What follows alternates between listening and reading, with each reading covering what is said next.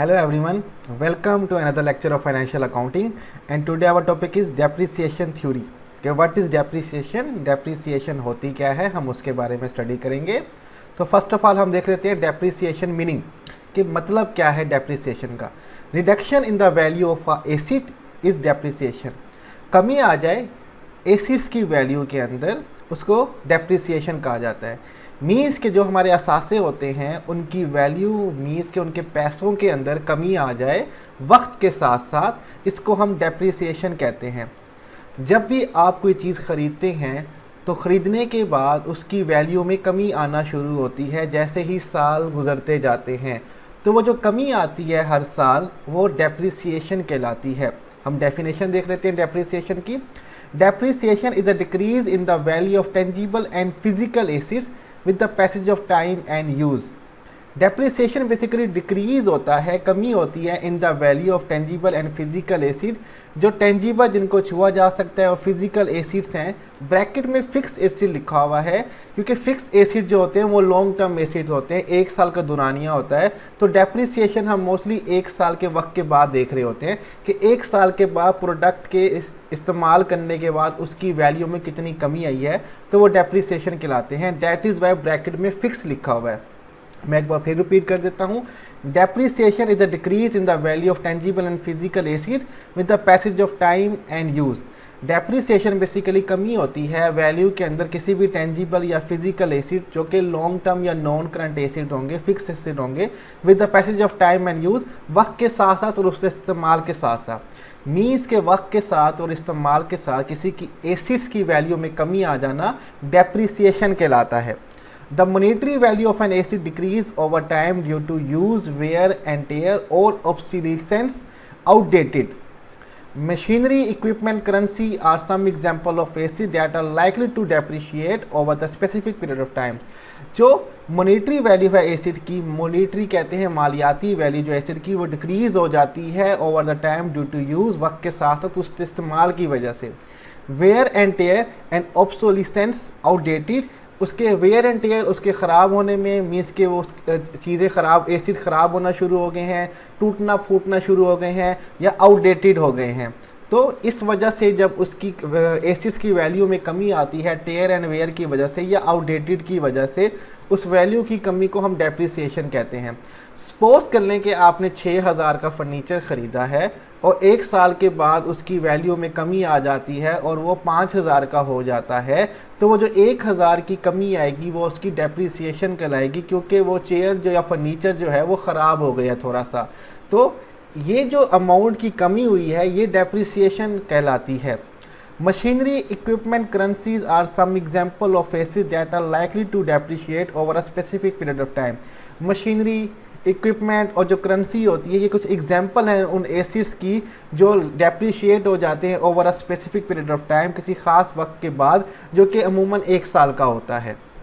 ठीक है, तो ये बेसिकली डेफिनेशन थी कि किसी भी एसेट्स में कमी आना, उसकी वैल्यू में कमी आना, ठीक है, over the period of time, एक ख़ास वक्त के बाद, उसके इस्तेमाल के बाद उसकी वैल्यू में कमी आना, ये डेप्रिसिएशन कहलाती है.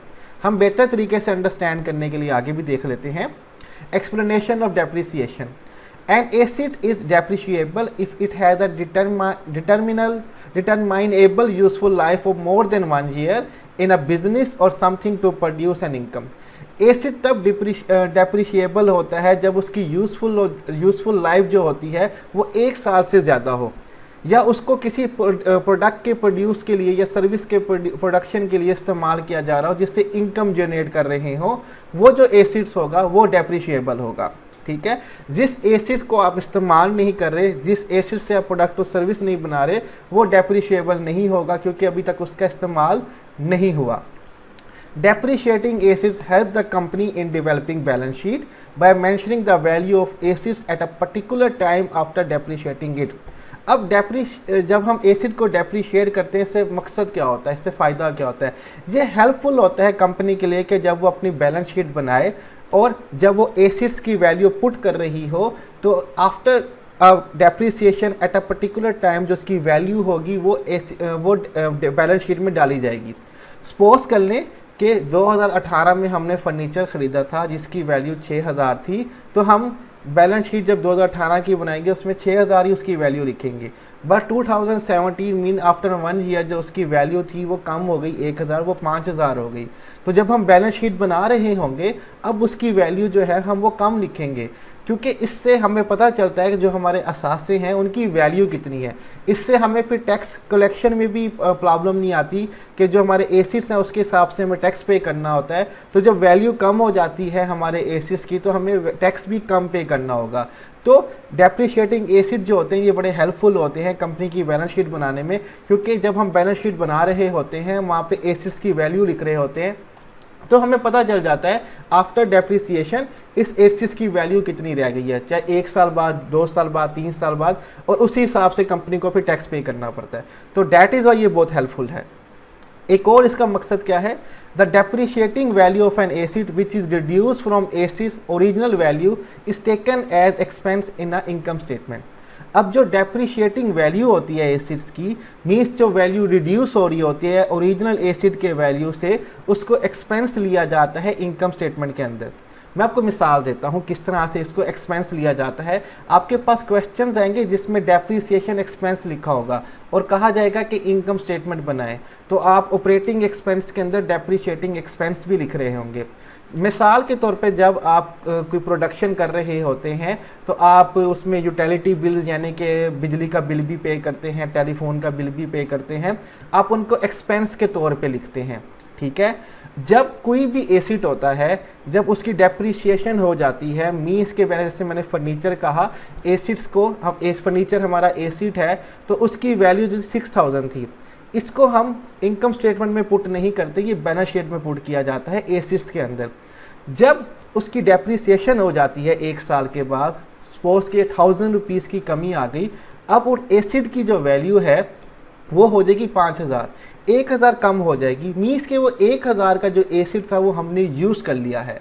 इसको डेप्रिसिएशन एक्सपेंस कहा जाता है, क्योंकि इस्तेमाल करने के बाद जब आप पे करते हैं वो आपका एक्सपेंस होता है, तो वो जो एक्सपेंस होता है उसको डेप्रिसिएशन एक्सपेंस कहा जाता है। तो ये इसलिए भी बड़ा हेल्पफुल होता है डेप्रिसिएशन करना कि ये इनकम स्टेटमेंट बनाने में भी काफ़ी काम आता है हमें, क्योंकि जब डेप्रिसिएशन वैल्यू जो होती है किसी भी एसिड की उसको डेप्रिसिएशन एक्सपेंस कहा जाता है और वो इनकम स्टेटमेंट में पुट कर दी जाती है। आपके पास जब क्वेश्चंस आएंगे इनकम स्टेटमेंट के और बैलेंस शीट में, उसमें आपको और अच्छे तरीके से अंदाज़ा हो जाएगा कि जब डेप्रिसिएशन एक्सपेंस दिया जाएगा तो इसको आपने इनकम स्टेटमेंट में एज अ एक्सपेंस पुट करना होता है ऑपरेटिंग इनकम के अंदर, ठीक है। तो ये 2 अहम मकसद हैं डेप्रिसिएशन के, एक तो हमें बैलेंस शीट बनाने के काम आता है, सेकंड हमें इनकम स्टेटमेंट में एक्सपेंस जमा करने के काम आ जाता है। There are some factor which must consider while computing depreciation. कुछ फैक्टर्स होते हैं जिनको बहुत अहम है जो कंसीडर किए जाते हैं वाइल कंप्यूटिंग डेप्रिसिएशन, डेप्रिसिएशन को कंप्यूट करते वक्त। वो कौन कौन से हैं फैक्टर्स, अनासिर, हम उनको देख लेते हैं। 3 फैक्टर्स हैं फैक्टर्स इन कंप्यूटिंग डेप्रिसिएशन। वो अनासिर, वो क़ुव्वतें जो काम आती हैं डेप्रिसिएशन को कंप्यूट करते वक्त, जमा करते वक्त। एक है कॉस्ट, सेकंड है सैल्वेज वैल्यू, तीसरी है यूजफुल लाइफ। हम तीनों को 1 बाय 1 देख लेते हैं। सबसे पहले है कॉस्ट। कॉस्ट को उर्दू में कहते हैं खर्चा। The cost of asset consist of all necessary and reasonable expenditure to acquire it and to prepare it for its intended use. Cost basically क्या है, कॉस्ट ऑफ अ एसिड, जो एसिड का cost है बेसिकली वो consist करता है all necessary, ज़रूरी, and reasonable expenditure, जितने भी रीजनेबल एक्सपेंडिचर हैं, टू एक्वायर इट, उस एसिड को एक्वायर करने के लिए, and to prepare it for intended use, और उसको तैयार करने के लिए कि जिस लिए वो ख़रीदा गया है उसको इस्तेमाल किया जा सके। इन तमाम के दौरान जो खर्चे होंगे उसको हम कॉस्ट कहते हैं। दोबारा रिपीट करता हूँ, the cost of asset consist of all necessary and reasonable expenditure.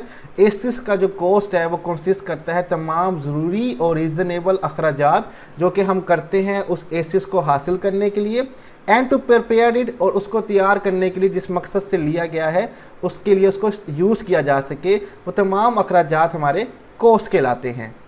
उसके बाद हमारे पास आ जाता है सेकंड फैक्टर जो है कंप्यूटिंग इन डेप्रिसिएशन, वो है सैल्वेज वैल्यू। सैल्वेज वैल्यू क्या होती है हम उसको देख लेते हैं। Salvage value also called residual and scrap value is an estimate of acid value at the end of its benefit and useful life. Salvage value को कहा जाता है residual and scrap value. Residual का मतलब होता है बकाया रह जाना, स्क्रैप वैल्यू का मीनिंग भी यही है, बकाया जो आखिर में स्क्रैप की जो वैल्यू रह जाती है। Is an estimate of acids value, ये एक अंदाज़ा किया हुआ एसिड्स का वैल्यू है at the end of its benefit, जो उसके बेनिफिट के इख्तिताम पे उसकी यूज़फुल लाइफ के एंड में हमें पता चलता है। सेल्वेज वैल्यू बेसिकली वो वैल्यू है कि जब एक एसिड जो है उसकी यूज़फुल लाइफ मीन्स कि जब आप उसको इस्तेमाल करना ख़त्म कर देते हैं तो एंड में जो उसकी वैल्यू बचती है, जब इस्तेमाल करना ख़त्म कर दें फिर जो उसकी वैल्यू होती है वो उसकी सेल्वेज वैल्यू कहलाती है। सपोज़ कर लें कि आपने एक टीवी ख़रीदा हुआ है और आप उसको 16,000 में लेके आए थे और 10 साल आपने उसका इस्तेमाल किया है। 10 साल बाद अब आप LED लेना चाहते हैं, तो जब आप उसको एंड में बेच रहे होंगे तो जो उसकी वैल्यू कहलाएगी कि सपोज़ कर लें कि 16,000 का ख़रीदा था, अब आप बेचने जा रहे हैं आफ्टर 10 ईयर, तो उसकी कीमत आपको लगी है 6,000 रुपये। वो जो 6,000 होगी जो कॉस्ट, जो उसकी वैल्यू लगेगी, जो उसके प्राइस लगेंगे, वो उसकी सेल्वेज वैल्यू कहलाएगी। तो ये बेसिकली सेल्वेज वैल्यू के इसलिए रेजिडुअल या स्क्रैप वैल्यू कहा गया। बकाया वैल्यू जो उसके बेनिफिट और उसकी यूज़फुल लाइफ के एंड में बचती है उसको हम सेल्वेज वैल्यू कहते हैं एसिड्स की। ठीक है, कि एसिड का जब इख्तिताम हो जाता है, उसका यूज़फुल लाइफ ख़त्म हो जाती है, उस यूज़फुल लाइफ के बाद जो उसकी वैल्यू होती है वो सेल्वेज वैल्यू कहलाती है। अब यूज़फुल लाइफ क्या है हम वो देखते हैं, जो थर्ड फैक्टर है कंप्यूटिंग डेप्रिसिएशन के अंदर। Useful life, the useful life of an acid is a length of time it is productively use in the company operation. Useful life जो होती है एसिड्स की वो एक लेंथ ऑफ टाइम है, ठीक है, कि it is productively use in the company operation, के वो एसिड प्रोडक्टिवली यूज़ किया जा रहा है कंपनी के ऑपरेशंस के अंदर, मीन के मैन्युफैक्चरिंग ऑफ प्रोडक्ट और सर्विसेज के अंदर। Useful life is also known as service life, may not be as long as asset's total productive life. Useful life जो होती है वो किसी भी एसिड की उसको सर्विस लाइफ कहा जाता है। ये मे बी इतनी लॉन्ग ना हो जितनी कि उसकी प्रोडक्टिव लाइफ होती है। मीन्स के उस एसिड की प्रोडक्टिव लाइफ ज़्यादा हो सकती है, लेकिन ये डिपेंड करता है कि कंपनी उसको कितना अर्सा इस्तेमाल करना चाहती है। तो जितना अर्सा वो इस्तेमाल करेगी वो उसकी यूज़फुल लाइफ कहलाएगी। उसके बाद चाहे वो उसको बेच दे या स्क्रैप कर दे, डिपेंड करता है उसके ऊपर, लेकिन उसकी लाइफ में भी ज़्यादा हो सकती थी। इसको मैं एग्जाम्पल के तौर पे आपको बताता हूँ। We can use an example of computer in an office to better understand the concept of useful life, कि हम एक एग्जाम्पल देख सकते हैं कंप्यूटर्स की ऑफिस के अंदर कि हम बेहतर तरीके से अंडरस्टैंड कर सकें कॉन्सेप्ट ऑफ यूजफुल लाइफ। अब हम एग्जाम्पल देखते हैं। Example of useful life of an acid. Useful life of computer can be 8 year और मे बी मोर। किसी भी कंप्यूटर की जो यूज़फुल लाइफ है वो 8 साल हो सकती है, उससे ज़्यादा हो सकती है। बट सम कंपनीज, देखिए कुछ कंपनीज ऐसी हैं, how ever trade in old computer for new ones every 2 year, कि वो ट्रेड कर देते हैं, तजारत कर लेते हैं नए कंप्यूटर के साथ हर 2 साल के बाद। मीन्स कि वो अपने पुराने कंप्यूटर भेज देते हैं और नए कंप्यूटर हर 2 साल बाद ख़रीद लेते हैं। अब इसकी कोई वजह हो सकती है कि मीन्स कि वो अप टू डेट सिस्टम चाहते हैं, फास्ट सिस्टम चाहते हैं कि जब पुराने हो जाए तो उनको नए से तब्दील कर दिया जाए।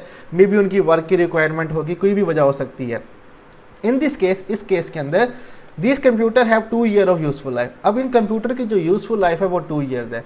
Meaning the cost of this computer is charge to depreciation expense over 2 year period.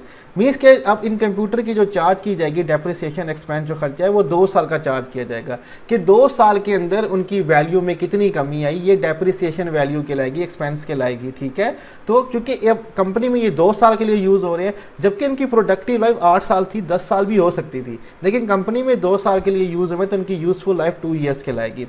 In the next lecture we will discuss how to compute depreciation while using different method। Next lecture में हम ये discuss करेंगे कि किस तरह से हम depreciation compute करते हैं डिफरेंट मेथड के थ्रू।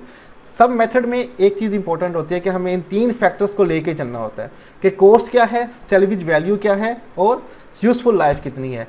इन चीज़ों की बुनियाद पे ही हम डेप्रिसिएशन को कैलकुलेट कर पाएंगे। जब हमें कॉस्ट पता होगी कि सपोज कर लें कि एक प्रोडक्ट की कॉस्ट हमें जब उससे ख़रीदा था तो 8,000 की थी, जब उसकी लाइफ ख़त्म हो गई तो उसकी वैल्यू 2,000 की बची, और उसकी जो यूज़फुल लाइफ थी कि हमने उसको जो इस्तेमाल किया वो 4 साल किया, अब हमने उसकी डेप्रिसिएशन फाइंड करनी है। तो ये जब वैल्यूज़ हमें दी जाएंगी तब ही हम डेप्रिसिएशन जो है वो कंप्यूट कर पाएंगे।